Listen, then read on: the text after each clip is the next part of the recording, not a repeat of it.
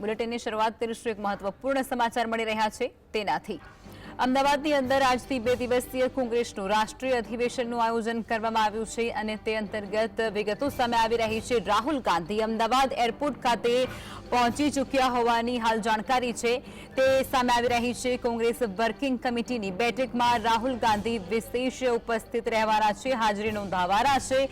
ત્યારે કોંગ્રેસના નેતાઓએ તેમનું સ્વાગત ઉષ્માભર્યું કર્યું હતું। અમે અનેક દિગ્ગજ નેતાઓ છે તે તેમના સ્વાગતમાં જોડાયા હતા। અમદાવાદની અંદર રાહુલ ગાંધી પહોંચી ચૂક્યા છે। રાષ્ટ્રીય અધિવેશન 2 દિવસનું કોંગ્રેસનું જે યોજાયું છે તે અંતર્ગત રાહુલ ગાંધી અમદાવાદ એરપોર્ટ ખાતે પહોંચ્યા, જ્યાં કોંગ્રેસના દિગ્ગજ નેતાઓ છે જે ગુજરાતના તેમના દ્વારા તેમનું સ્વાગત કરવામાં આવ્યું હતું। કોંગ્રેસ વર્કિંગ કમિટીની બેઠકમાં પણ તેઓ વિશેષ ઉપસ્થિત રહેવાના છે, પોતાની હાજરી નોંધાવવાના છે, અનેક બાબતો પર તેઓ ધ્યાન કેન્દ્રિત કરવાના છે, અનેક બાબતો વિશે ગહન ચર્ચા વિચારણા પણ કોંગ્રેસના જે ગુજરાતના નેતાઓ છે તેમની સાથે તેઓ કરવાના છે। આ ઉપરાંત અમદાવાદના અધિવેશનની અંદર કોંગ્રેસના જે શીર્ષસ્થ જે નેતાઓ છે, દિગ્ગજ નેતાઓ છે, તેઓ પણ ઉપસ્થિત રહેવાના છે। તમામ લોકો અમદાવાદ ખાતે પહોંચી પણ ચૂક્યા છે અને તે અંતર્ગત હવે રાહુલ ગાંધી પણ અમદાવાદ ખાતે પહોંચી રહ્યા છે અને ત્યારે એરપોર્ટ પર તેમનું ઉષ્માભર્યું સ્વાગત છે તે પણ કોંગ્રેસના ગુજરાતના કાર્યકર્તાઓ અને નેતાઓ દ્વારા કરવામાં આવ્યું હતું। આ સાથે જ વર્કિંગ કમિટીની બેઠકમાં તેઓ હાજરી આપવાના છે અને જે ગહન ચર્ચા વિચારણા છે તે પણ કરવાના છે। ત્યારે અમદાવાદની અંદર જે રાષ્ટ્રીય અધિવેશન છે તેનાથી જે કોંગ્રેસ છે ગુજરાતની તેને એક નવી દિશા મળી છે કે કેમ તે પણ જોવાનું રહ્યું, પરંતુ દાવો કંઈક એવો છે રાહુલ ગાંધીનો કે 2027ની જે ચૂંટણી છે તે અંતર્ગત ગુજરાતની અંદર સત્તા કોંગ્રેસ હાંસલ કરશે તેવો દાવો પણ કોંગ્રેસના રાહુલ ગાંધી સિવાય અનેક જે નેતાઓ છે તે પણ કરતા જોવા મળી રહ્યા છે।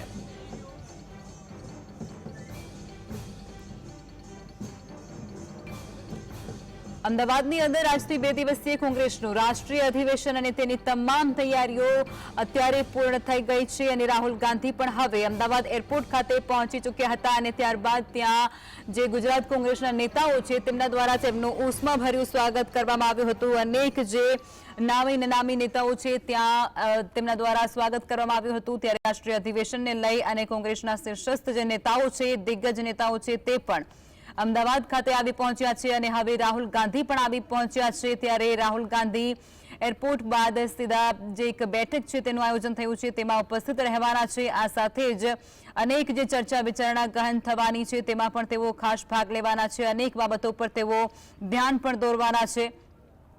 ત્યારે 2027ની અંદર ગુજરાતની અંદર કોંગ્રેસની સત્તા આવે તેવા દાવા પણ તેમના દ્વારા વ્યક્ત કરવામાં આવી રહ્યા છે। આ ઉપરાંત જે તમામ દિગ્ગજ નેતાઓ ઉપસ્થિત છે તેમનું પણ રટણ કંઈક એવું જ જોવા મળી રહ્યું છે।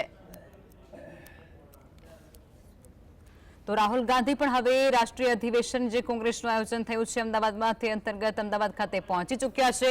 વર્કિંગ કમિટીની બેઠકમાં તેઓ ખાસ ઉપસ્થિત રહેશે, પોતાની હાજરી નોંધાવશે અને જે બાબતો છે તેમાં તેઓ ખાસ ધ્યાન કેન્દ્રિત કરવાના છે કોંગ્રેસના નેતાઓની। આ સાથે જ કોંગ્રેસના નેતાઓ દ્વારા તેમનું ઉષ્માભર્યું સ્વાગત પણ કરવામાં આવ્યું હતું।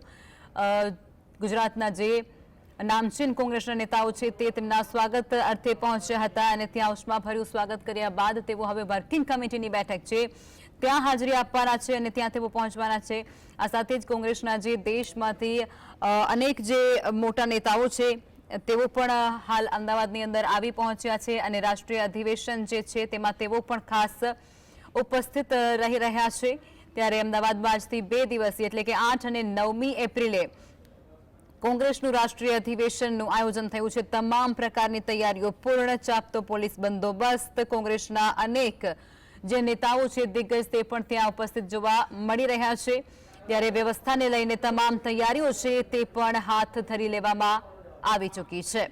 પોલીસનો પણ ચાપતો બંદોબસ્ત છે, કોઈ પણ પ્રકારની અનિચ્છનીય ઘટના ન ઘટે તે માટે પોલીસ છે તે અત્યારે ખડે પગે જોવા મળી રહી છે।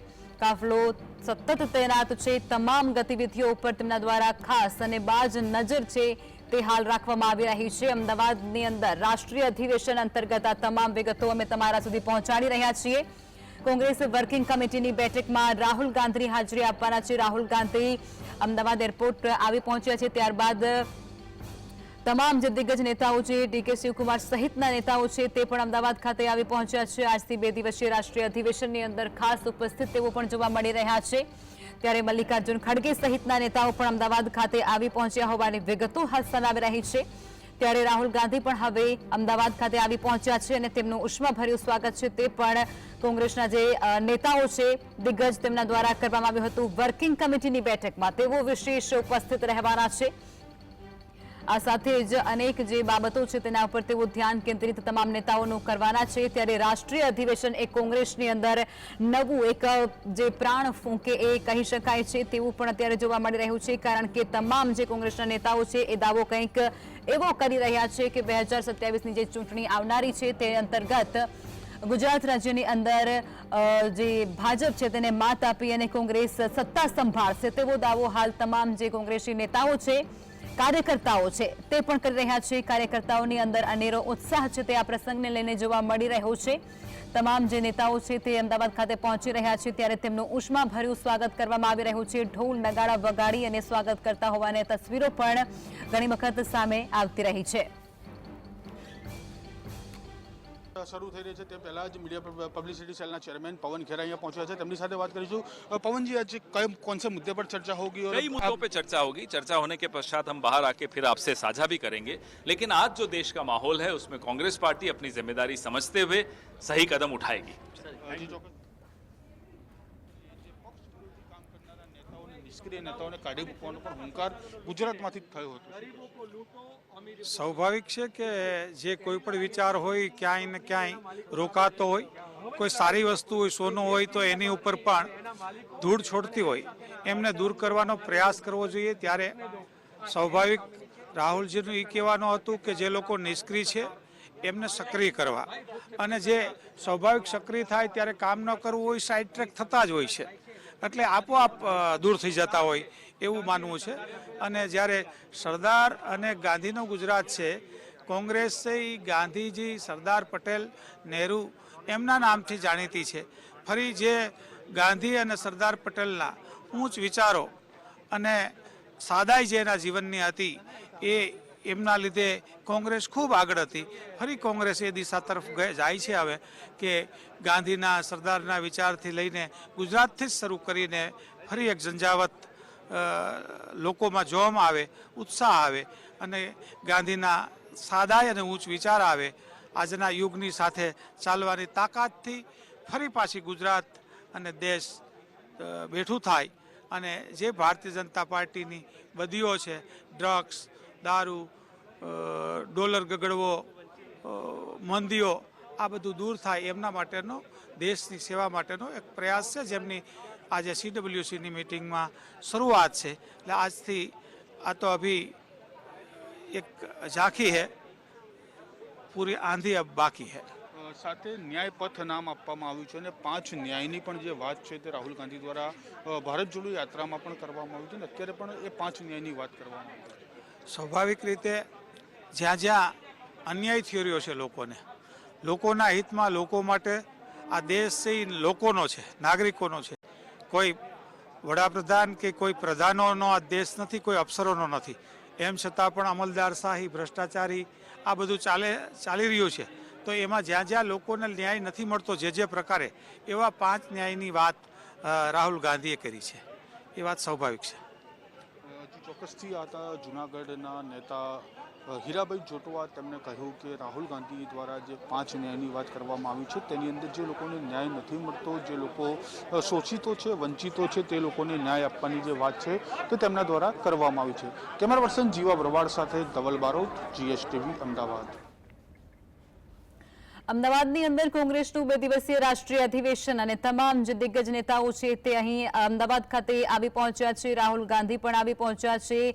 આ સાથે જ તમામ જે નેતાઓ છે તેઓ ખાસ જે બેઠક છે તેનું આયોજન છે તેમાં ઉપસ્થિત રહેવાના છે। ત્યારે આ બેઠકની અંદર તમામ પ્રકારની ચર્ચાઓ છે તે પણ કરવામાં આવનાર છે। આવનારી 2027ની ચૂંટણીને લઈ અને ખાસ ચર્ચા વિચારણા થનારી છે। ત્યારે પોલીસનો પણ ખાસ અને ચાંપતો બંદોબસ્ત છે તે ગોઠવી દેવામાં આવ્યો છે। અનિચ્છનીય બનાવ ન બને તે બાબતની તમામ જે તકેદારી છે તે સ્ટાફ દ્વારા રાખવામાં આવી રહી છે। મોટી સંખ્યામાં જવાનોને તૈનાત કરી દેવામાં આવ્યા છે। તમામ જે દિગ્ગજ નેતાઓ છે તેના કાફલા અત્યારે પહોંચી રહ્યા છે અને તેને લઈ અને જે તમામ જે તૈયારી છે તે કરી લેવામાં આવી છે।